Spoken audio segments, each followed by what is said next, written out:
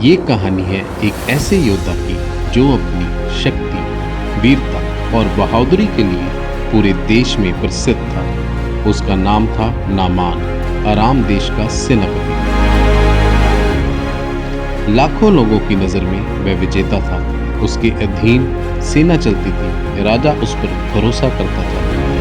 पर उसके जीवन में एक ऐसा घाव था, एक ऐसा अभिशाप जो उसके पूरे अस्तित्व को खा रहा था। हर रोज उसकी आंखों में यह पीड़ा झलकती थी कि सारी दुनिया उसकी वीरता को सलाम करती है, पर भीतर से वह धीरे धीरे टूट रहा था। ऐसे ही समय में उसके घर में एक छोटी सी दासी जो इज़राइल से बंदी बनाकर लाई गई थी, उसने साहस करके अपने स्वामी से कहा, काश मेरा स्वामी सामरिया में रहते जहां परमेश्वर का भविष्यद्वक्ता है, वह अवश्य ही इन्हें इस रोग से मुक्त कर देता। यही शब्द, यही छोटी सी गवाही नामान को उस परमेश्वर के दूत भविष्यद्वक्ता एलीशा के पास ले जाने का कारण बनी। और यहीं से शुरू होती है एक ऐसी यात्रा जिसमें अभिमान और आज्ञाकारिता टकराते हैं और अंत में परमेश्वर की शक्ति विजयी होती है।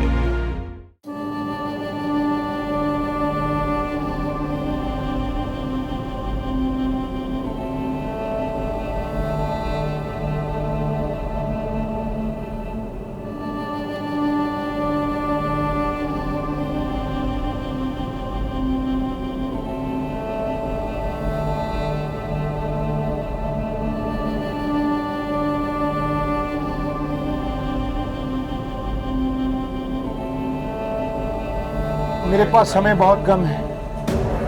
मुझे लगता है कि मैं इस बीमारी के कारण मर जाऊंगा। नहीं नामान, ऐसा मत बोलो। मैं सच कह रहा हूं। मुझे लगता है कि मैं इस बीमारी के कारण मर जाऊंगा। मैंने हजारों लोगों की अगुवाई अराम की जीत के लिए कई बार की है, लेकिन अपने पूरे धन और शक्ति से मैं अपने इस अदृश्य शत्रु के विरुद्ध जो ये सब कर रहा है, कुछ भी नहीं कर पा रहा। मेरे संगी सैनिक मेरे विरुद्ध बातें करते हैं। मेरे मुंह पर तो वो कुछ नहीं कहते, परंतु मेरी पीठ के पीछे वो मुझे कोड़ी कहते हैं, कोड़ी। मुझे लगता है कि मैं इस कोड़ के कारण मर जाऊंगा। कुछ नहीं होगा तुम्हें नामान। नहीं, अब मुझे लगता है कि मेरा अंत निकट आ गया है। इस बीमारी के विरुद्ध मैं कुछ भी नहीं कर पा रहा हूं। अगर मेरा स्वामी शिमरोन के भविष्यवक्ता के पास होता तो वो उसे कोढ़ से चंगा कर देता। क्या सच में? हाँ, ऐसा हो सकता है। तुमने ऐसा क्या कहा कि मेरी पत्नी चौंक गई? नामान, ये लड़की कहती है कि अगर तुम शिमरोन के भविष्यद्वक्ता के पास होते तो वो तुम्हारा कोढ़ चंगा कर देते। तुम अच्छी तरह से जानती हो कि ये बातें वास्तव में सच्चाई नहीं है। इसलिए मेरे साथ इस बीमारी के इलाज और शिमरोन के भविष्यवक्ता के बारे में कोई बातचीत मत करो।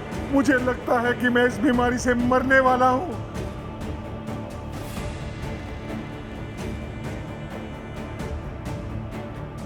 मेरा परमेश्वर प्रार्थनाओं को सुनने वाला और चंगा करने वाला परमेश्वर है। क्या ये मेरा रोग सचमुच ठीक हो सकता है? हाँ, मुझे विश्वास है कि वो तुम्हें चंगा कर सकता है, क्योंकि वो अपने दासों की प्रार्थनाओं को सुनकर चंगा करने वाला एकमात्र परमेश्वर। क्या सचमुच में ये मेरा रोग ठीक हो सकता है? हाँ, वो अपने दासों की प्रार्थनाओं को सुनने वाला परमेश्वर, और उसके दास के द्वारा तुम चंगे हो सकते हो।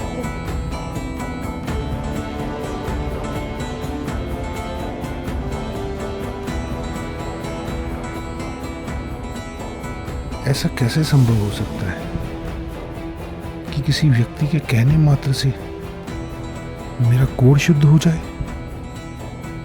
लेकिन वो लड़की कह तो बहुत विश्वास से रही थी। क्या ये सचमुच संभव है कि मैं कोढ़ से शुद्ध हो सकता हूँ? मुझे अपने राजा से जाकर एक बार बात करनी चाहिए और इज़राइल जाने के लिए आज्ञा लेनी चाहिए।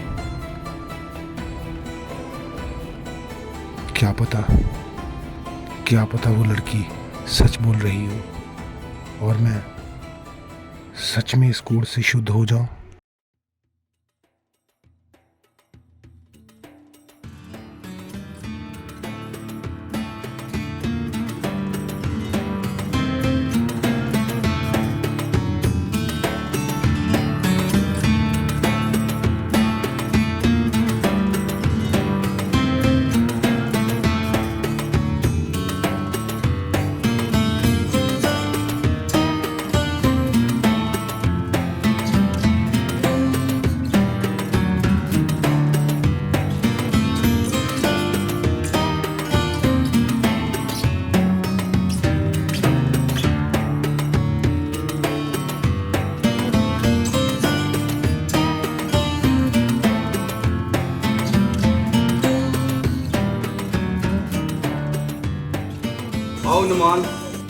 तो मुझे उस इजरायली लड़की ने यह बताया है कि वहाँ इजराइल में उसके लोगों के बीच में एक भविष्यवक्ता है जो मेरे इस कोढ़ को शुद्ध कर सकता है। महाराज, इजरायली तो शुरू से हमारे शत्रु रहे हैं, लेकिन नमान, तुम मेरे सबसे वफादार सैनिकों में से एक हो, इसलिए इजराइल के राजा के नाम मैं तुम्हें एक पत्र देता हूँ। जो आज्ञा महाराज।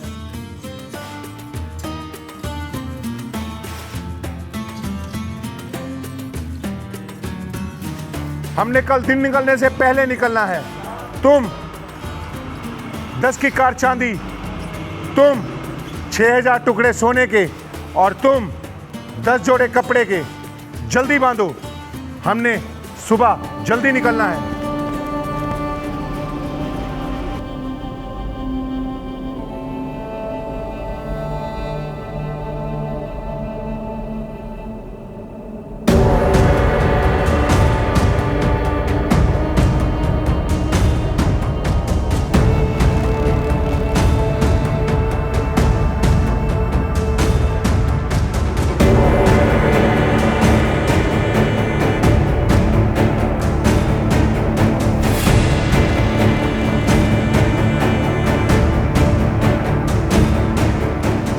मैं आराम का राजा हूँ। कृपया मेरे सेनापति नामान को चंगा किया जाए। आराम का राजा मेरे पास एक घोड़ी को चंगा करने के लिए भेज रहा है। क्या मैं खुदा हूँ या वो मुझे खुदा समझता है? मुझे तो यही लगता है कि उसकी ये कोई चाल है।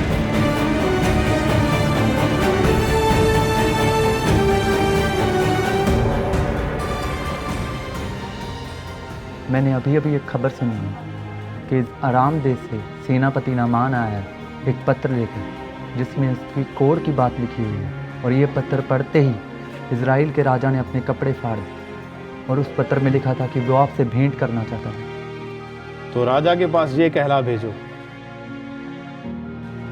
कि नामान को मेरे पास आने दो, ताकि वो भी जान ले कि यहोवा परमेश्वर इजराइल में जीवित है और वो विराजमान है। जी पिता।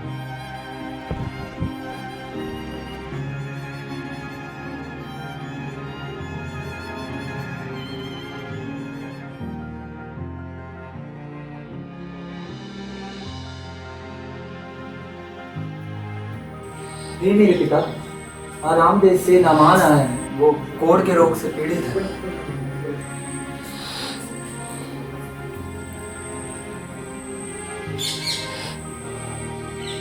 नामान को बोलो कि जाकर यरदन नदी में 7 डुबकियां मार ले और उसका कोढ़ जाता रहेगा, उसका शरीर ज्यों का त्यों हो जाएगा। जी पिता। एलीशा के सेवक की बातें सुनकर नामान क्रोधित हो उठा और वापस चला गया।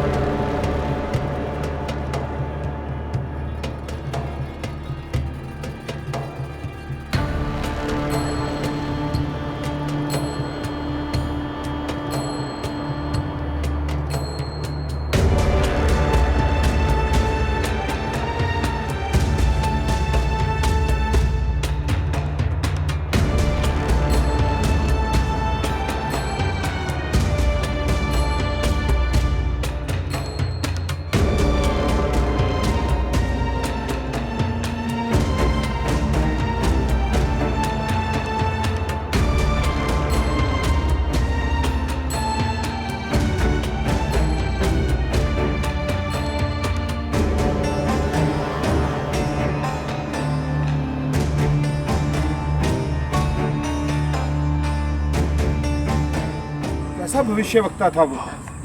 उसने तो उठकर बाहर आना भी उचित ना समझा। मैंने तो सोचा था कि वो अवश्य उठकर बाहर आएगा और मेरे पास खड़ा होकर अपने परमेश्वर यहोवा से मेरे लिए प्रार्थना करेगा और मेरे कोढ़ वाले स्थान पर हाथ रखकर मुझे शुद्ध करेगा, परंतु उसने तो बाहर आना भी उचित ना समझा। ये कैसा भविष्यद्वक्ता जो राम देश के इतने बड़े सेनापति को बाहर भेंट करने को भी नहीं आया। मुझे तो लगता है मैंने यहाँ आकर अपना समय ही बर्बाद किया। क्या हमारे दमिश्क की अबाना और पर्पर नदियाँ इज़राइल के सब जलाशयों से उत्तम नहीं? हाँ स्वामी, ये तो सही बात है। आपने भी तो उस नादान बच्ची की बात मानकर अपना और हमारा समय खराब किया है। वह कितना बड़ा भविष्यद्वक्ता था कि जो बाहर आकर राम देश के सेनापति को आकर भेंट भी नहीं कर सका। ये बात तो तुम्हारी ठीक है। इसमें कौन सी बड़ी बात है स्वामी? 7 डुबकियां ही तो लगानी है। अगर वो भविष्यवक्ता आपको इससे भी कठिन कोई काम देता तो क्या आप ना करते? बात तो तुम भी उचित कर रहे हो। मेरे ख्याल से आपको 7 डुबकियां लगा लेनी चाहिए। देखते हैं कि क्या होता है।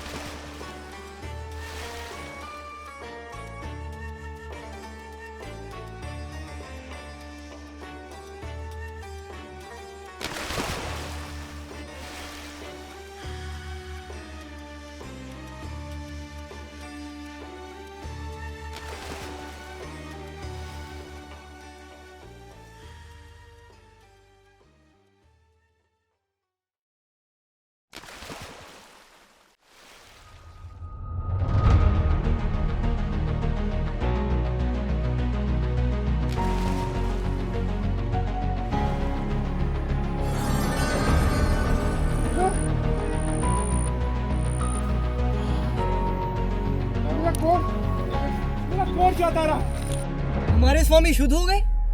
ये कैसे हो सकता है? यर्दन नदी में 7 डुबकी लगाकर सेनापति का कोढ़ जाता रहा। ये कैसे हो सकता है? उस नबी की बात सच हो गई। सचमुच देखो, हमारे स्वामी का सारा कोढ़ जाता रहा और वे बच्चे के समान निर्मल हो गए। मैं शुद्ध हो गया, मैं शुद्ध हो गया, मैं शुद्ध हो गया, मैं शुद्ध हो गया, मैं शुद्ध हो गया। हाँ सचमुच, अब आप कोड़ी से शुद्ध हो गए। उस नबी की बात सच हुई। आपका सारा कोट जाता रहा। चलो अब हम आराम देश में चलते हैं और उसके राजा को दिखाते हैं कि आपका कोट एकदम से जाता रहा। हाँ स्वामी। नहीं, मैं सबसे पहले उस परमेश्वर के दास अलीशा के पास जाऊंगा, क्योंकि मैं उसका आभारी हूँ और मैं उसका धन्यवाद करना चाहता हूँ। चलो पहले अलीशा नबी के पास चलते हैं। यहोवा का धन्यवाद हो, यहोवा धन्यवाद हो, यहोवा का धन्यवाद हो, यहोवा का धन्यवाद हो।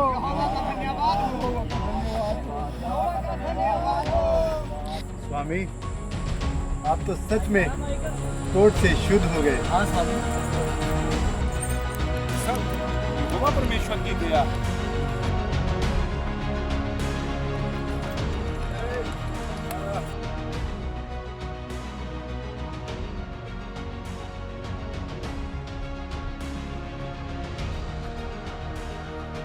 हे परमेश्वर के दास, आपका धन्यवाद हो। आप ही के कारण मैं कोट से शुद्ध हो सका और मैं आपके लिए उपहार स्वरूप कुछ भेंट लाया हूं। कृपया इसे स्वीकार करें। मैं यहोवा परमेश्वर को मानता हूँ और निश्चय ये भेंट मैं ग्रहण नहीं कर सकता। तुम सब कुशल से घर लौट जाओ। परमेश्वर तुम्हारे साथ है। जो आज्ञा परमेश्वर के दास, परंतु आप मुझे ये आज्ञा दें कि मैं यहाँ से 2 खच्चर मिट्टी के ले जा सकूं, जिससे मैं यहोवा परमेश्वर के लिए एक वेदी बनाऊंगा और आज से मैं और मेरा घराना केवल यहोवा परमेश्वर की ही सेवा करेंगे। ठीक है, कुशल से विदा हो। परमेश्वर तुम्हारे संग है। आपका धन्यवाद हो, यहोवा का धन्यवाद हो।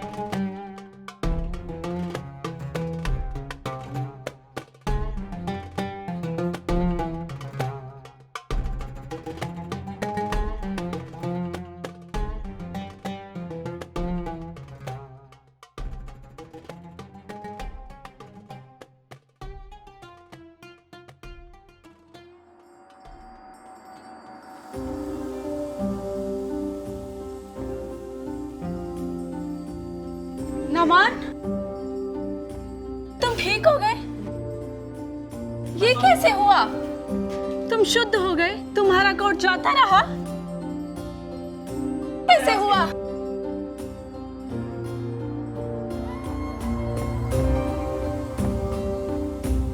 मुझे विश्वास नहीं हो रहा, तो वही कोड़ी नामान हो? ये कैसे हुआ? ये सब यहोवा परमेश्वर की दया से हुआ है। यहोवा परमेश्वर? हाँ, यहोवा परमेश्वर, उसी के दास के द्वारा मैं शुद्ध किया गया। उस यहोवा परमेश्वर का धन्यवाद हो जिसने तुम्हें ठीक कर दिया। अब मैं कोड़ी नहीं हूँ। स्वामी, आप चंगे हो गए? देखा, मैंने कहा था ना, इजराइल का परमेश्वर असली है। हाँ, अब मैं जान गया हूँ कि इस दुनिया में केवल यहोवा ही परमेश्वर है। यहोवा सच्चा परमेश्वर है। हाँ, अब मैं जान गया हूँ कि इजराइल का परमेश्वर यहोवा ही सच्चा परमेश्वर है। और तुमने जो मुझे परमेश्वर का शुभ समाचार दिया है, इस कारण आज से तुम इस घर की दासी नहीं हो, मेरी बेटी समान हो। परमेश्वर का धन्यवाद हो, वो कितने बड़े बड़े कामों को करता है। परमेश्वर के धन्यवाद के साथ साथ बेटा तुम्हारा भी धन्यवाद हो। तुम्ही ने तो मुझे सच्चे परमेश्वर के बारे में बताया है। परमेश्वर का धन्यवाद हो।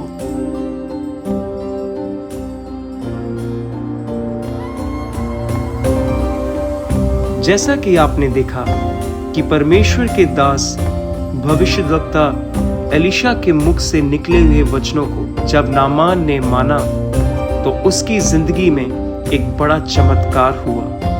उसका सारा कोढ़ हमेशा के लिए जाता रहा। आज भी हमें इस बात पर गौर करने की जरूरत है कि परमेश्वर के दासों के मुख से निकले हुए वचन, उनके मुख से निकला हुआ एक एक शब्द हमारी जिंदगी में बड़े बदलाव और चमत्कारों को पैदा करता है। उनके मुख से निकले हुए शब्द परमेश्वर की ओर से होते हैं और वो शब्द कभी भी गिरते नहीं हैं, वो हमेशा पूरे होते हैं। जब हम अपनी जिंदगी में परमेश्वर के दासों के मुख से निकले हुए उन वचनों को अपने जीवन में ग्रहण करते हैं तो हम अपने जीवन में उन तमाम बंद रास्तों को खुलता हुआ देखते हैं।